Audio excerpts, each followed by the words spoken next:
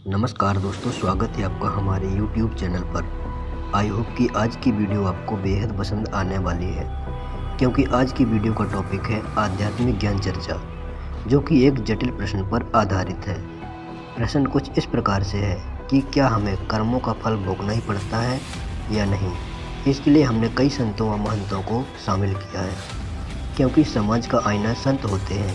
इसलिए आइए जानते हैं क्रम अनुसार सभी संतों के विचार। सबसे पहले जान लेते हैं पंडित प्रदीप मिश्रा जी महाराज के विचार। महाराज जी कृपया कर बताएं कि क्या हमें कर्मों का फल भोगना ही पड़ता है। अपने कर्मों से जरूर डरना, क्योंकि कर्म का भोग तो परमात्मा को भी भोगना पड़ता है। कर्म का भोग तो परमात्मा भी भोगते हैं। कर्म भोगने से, इसलिए कर्म करने से पहले विचार करना कि हमने झूठ कितनी बार बोला, हमने छल कितनी बार करा, हमने प्रपंच कितनी बार करा, हमने बेईमानी कितनी बार करी, हमने कपट कितनी बार करा, क्योंकि कर्म का भोग भोगना पड़ता है। तो अभी आपने सुने पंडित प्रदीप मिश्रा जी महाराज के विचार, जिन्होंने बताया कि कर्मों का फल तो हमें भोगना ही पड़ता है। और आइए अब जान लेते हैं स्वामी राघव आचार्य जी महाराज के विचार। महाराज जी कृपया कर बताएं कि क्या हमें कर्मों का फल भोगना ही पड़ता है या नहीं। तो सुख दुख संसार में जो हमें मिलता है, ये हमारे कर्मों का फल है। हमने जो किया वो हम भोग रहे हैं। शास्त्र का वचन है, स्वयं भगवान भी कहते हैं, अवश्यमेव भोक्तव्यम कृतम कर्म शुभाशुभम। तुमने जो अशुभ और शुभ कर्म किए हैं उसका फल तुम्हें भोगना पड़ेगा, इससे बच नहीं सकते। कर्मों का फल होता है, कर्मों का फल भोगना पड़ता है। तो अभी आपने सुने स्वामी राघवाचार्य जी महाराज के विचार, जिन्होंने बताया कि हाँ, कर्मों का फल तो भोगना ही पड़ता है। और आइए अब जान लेते हैं देवी हेमलता जी महाराज के विचार। तो देवी हेमलता जी महाराज जी से हम निवेदन करना चाहेंगे कि कृपया कर बताएं कि क्या हमें कर्मों का फल भोगना ही पड़ता है या नहीं। अनाभुक्तम बिना भोगे न क्षीयन्ते, क्षीण नहीं होते। जो भी कर्म किए हैं अनाभुक्तम न क्षीयन्ते, जन्म कोटि शतैरपि, चाहे 100 जन्म ले लीजिए, उसके बाद भी यदि कोई कर्म बचा है भोगने के लिए तो 100 जन्मों के बाद भी भोगना पड़ेगा। अवश्यमेव भोक्तव्यम, अवश्य ही भोगना पड़ेगा। कृतम कर्म शुभाशुभम, जो भी कर्म आपने शुभ किया है या अशुभ किया है, यहाँ कथा में आकर बैठे हो तो ये समय, ये पुण्य आपको किसी न किसी रूप में मिलेगा ही मिलेगा, इसको कोई काट नहीं सकता। और यदि आपने जीवन में कभी झूठ बोला है, कोई चोरी, कोई बेईमानी, कुछ गलत किया है, तो उसका भी अलग हिसाब किताब रहेगा, उसको भी कोई मेट नहीं सकता है। तो अभी आपने सुने देवी हेमलता शास्त्री जी के विचार, जिन्होंने बताया कि हाँ, कर्मों का फल तो प्राणी को भोगना ही पड़ता है। और आइए अब जान लेते हैं देवी चित्रलेखा जी महाराज के विचार। देवी जी कृपया कर बताएं कि क्या हमें कर्मों का फल भोगना ही पड़ता है या नहीं। कर्मों का भुगतान तो करना पड़ेगा। कोशिश कर सकते हो बचने की, पर बच नहीं पाओगे। वो कर्म घूम कर के एक दिन आएगा तुम्हारे पास। पोते नहीं, तुम ही अपने कर्मों को चुकाओ और दूसरा कोई वो स्थान नहीं ले सकता। तो अभी आपने सुने देवी चित्रलेखा जी महाराज के विचार, जिन्होंने बताया कि कर्मों का फल तो प्राणी को भोगना ही पड़ता है। और आइए अब जान लेते हैं संत देवकीनंदन ठाकुर जी महाराज के विचार। महाराज जी कृपया कर बताएं कि क्या हमें कर्मों का फल भोगना ही पड़ता है। आपको एक बात समझनी चाहिए,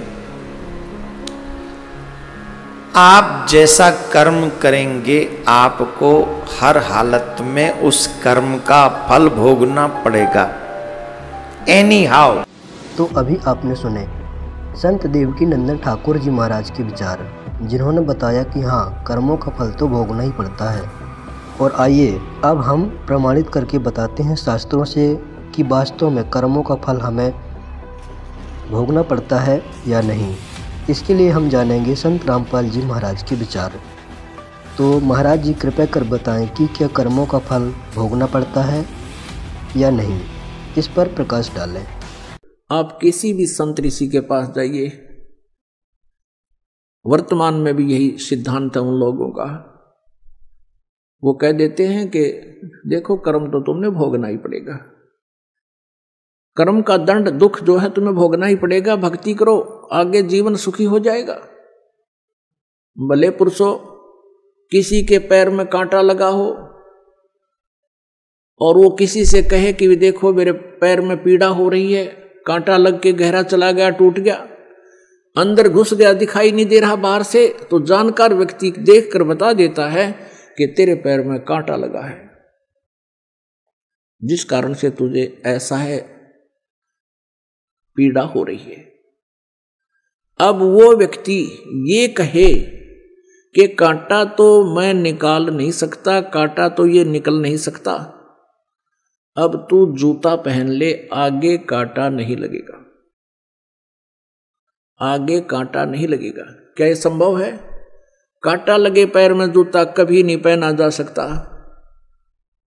कांटा निकले, पीड़ा नष्ट हो, फिर जूता पहनेगा वो व्यक्ति, इस डर से पहनेगा कि कहीं फिर जूता निकाल दिया और जूता ना पहना तो फिर से वो पीड़ा ना हो जाए, कांटा ना लग जाए। तो जिनके ऊपर आपत्तियां संकट आए हैं, प्रारब्ध के हों चाहे तीन ताप के हों, उनको न तो ये देवता ठीक कर सकते हैं, न श्री ब्रह्मा, श्री विष्णु, श्री शिव जी उन तीन ताप और श्राप आदि और प्रारब्ध के कर्म को ये नाश नहीं कर सकते। ना ब्रह्म कर सकता, ये सरपुरुष नहीं कर सकता, ना ये परब्रह्म कर सकता, जिसको अक्षर पुरुष कहा गीता जी अध्याय नंबर 15 के श्लोक नंबर 16 और 17 में तीन प्रभु बताए। सरपुरुष और अक्षर पुरुष भी नहीं कर सकता, केवल परम अक्षर ब्रह्म, परम अक्षर पुरुष कबीर देव आपके उस प्रारब्ध के कर्म को भी नाश कर सकता है, पाप का नाश कर सकता है।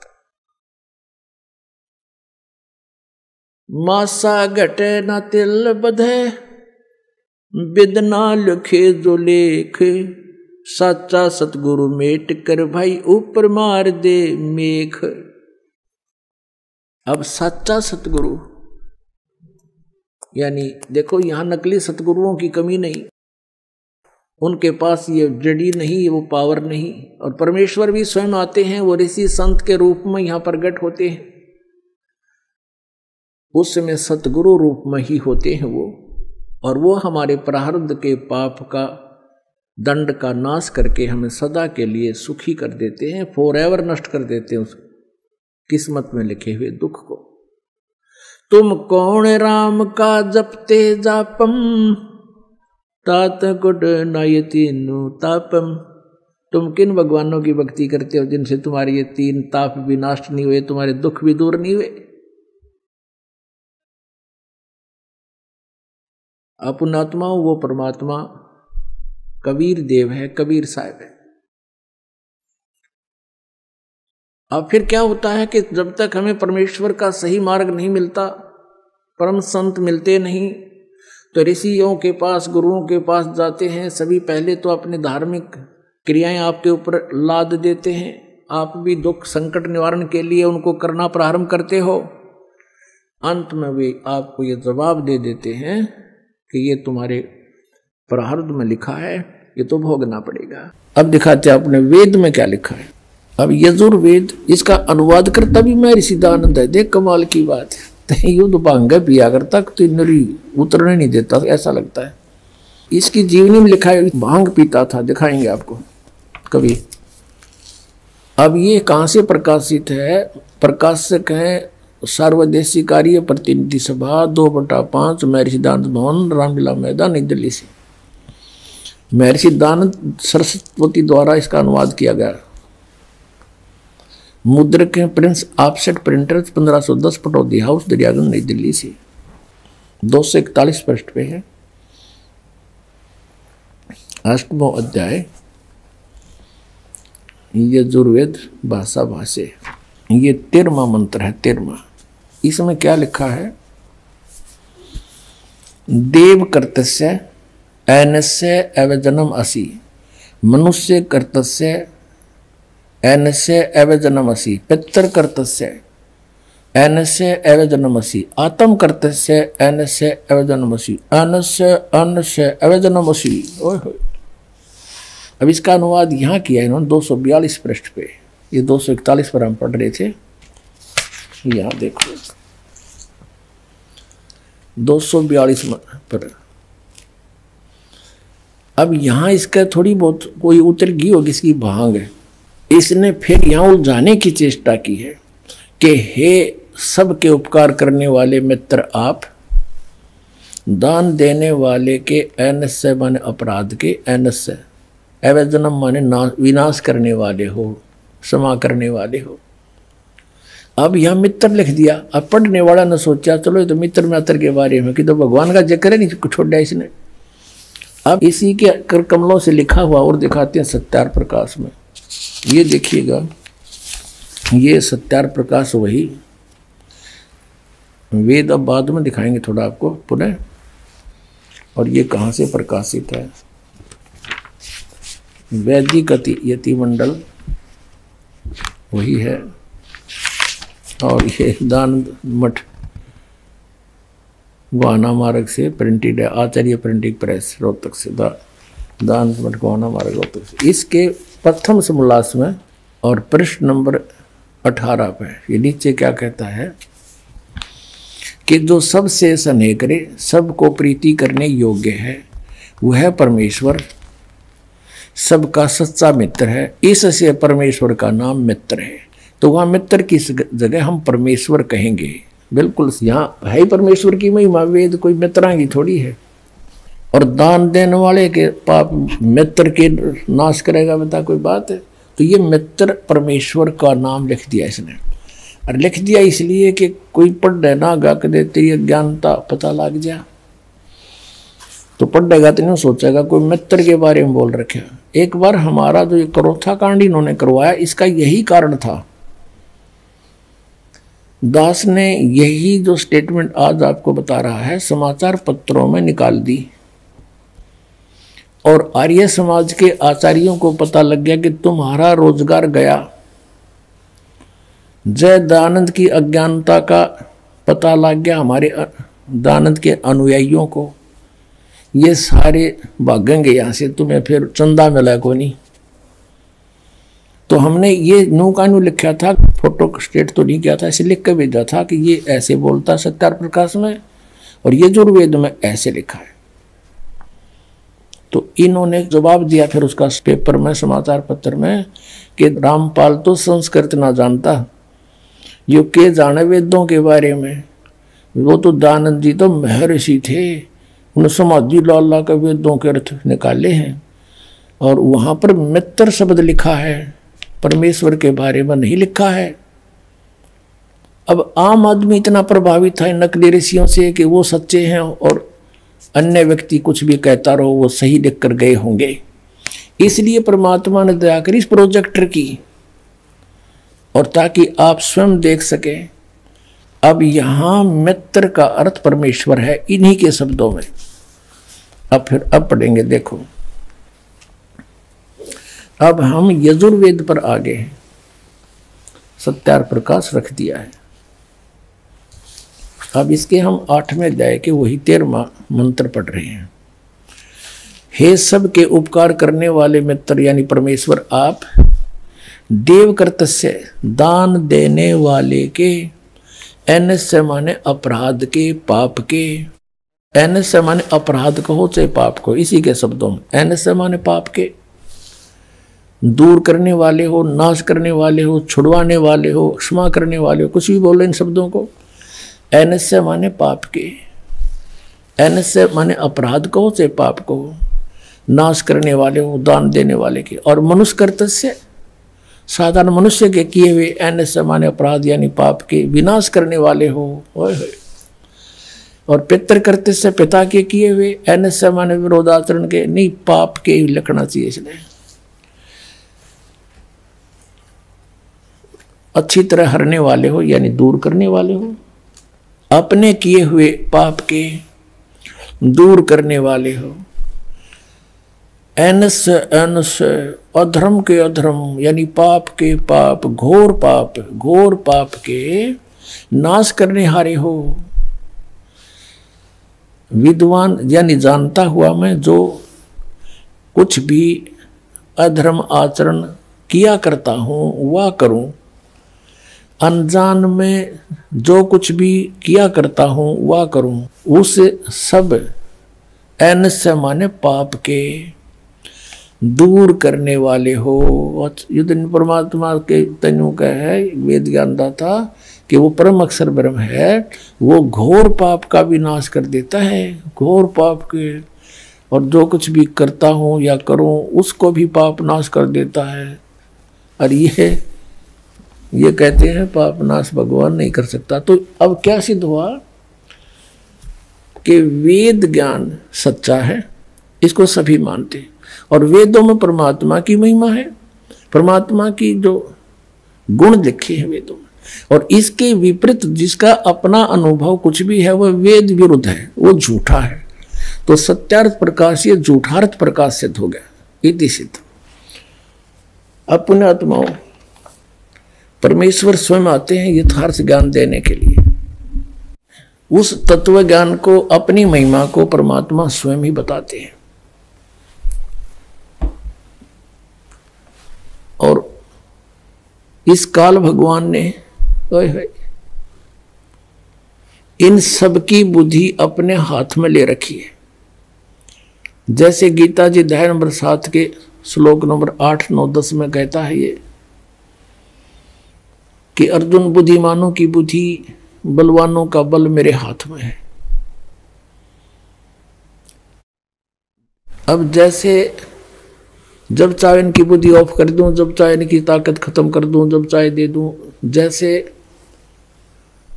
श्री रामचंद्र अर्थात विष्णु जी की पत्नी सीता जी का अपहरण हो गया था, उसमें बुद्धि ऑफ कर दी काल ने श्री रामचंद्र जी की। उसको ये नहीं पता मेरी पत्नी कौन उठा ले गया।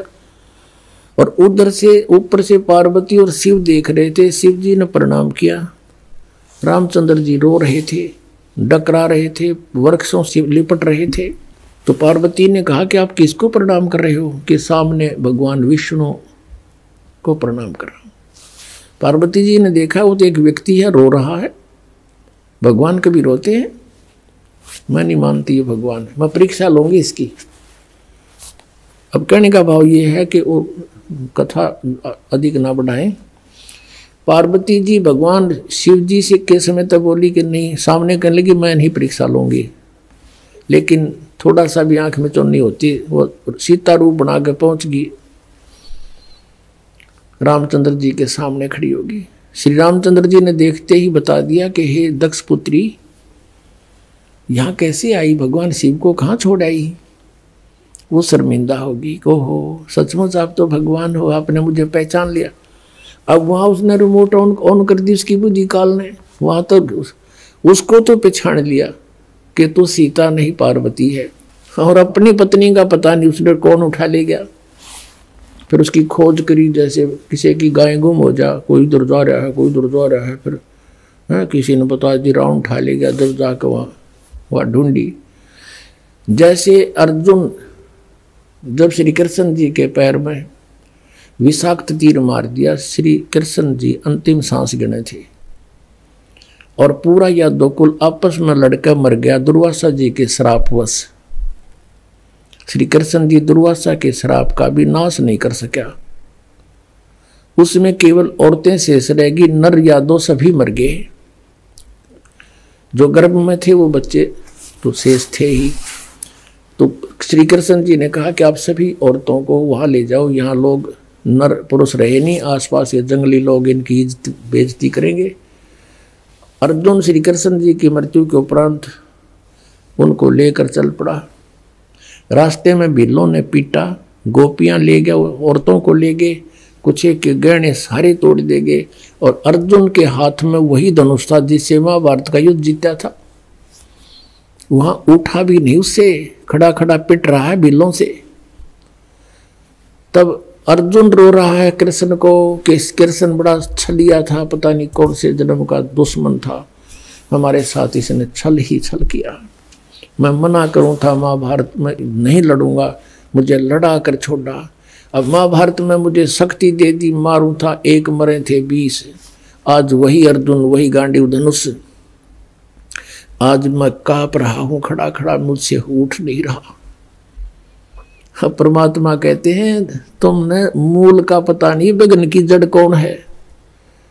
श्री कृष्ण छलिया नहीं था, ये तो यू काल ब्रह्म, इसके हाथ में रिमोट है सबका। तो यहाँ परमात्मा कहते हैं ये जितने भी ऋषि महर्षि, ये वर्तमान के मंडलेश्वर पाकरे और सतलोक की महिमा गावे, इनकी बुद्धि ऑफ कर रखी सबने, काल भगवान ने। अब ये देखे ऋषि वेद बताते हैं भगवान गौर पाप भी काट दे, दान करने से पाप कटे, और प्रतिदिन के करे हुए कर्मों का भी डेली नाश होता है इस भक्ति के करने से। जैसे साबुन कपड़े का मैल लग गया, साबुन लाया साफ हो गया। हम डेली सत भक्ति करते हैं, इससे जो अनजाने के कर्म होते हैं वो भी पाप नाश होते हैं हमारे,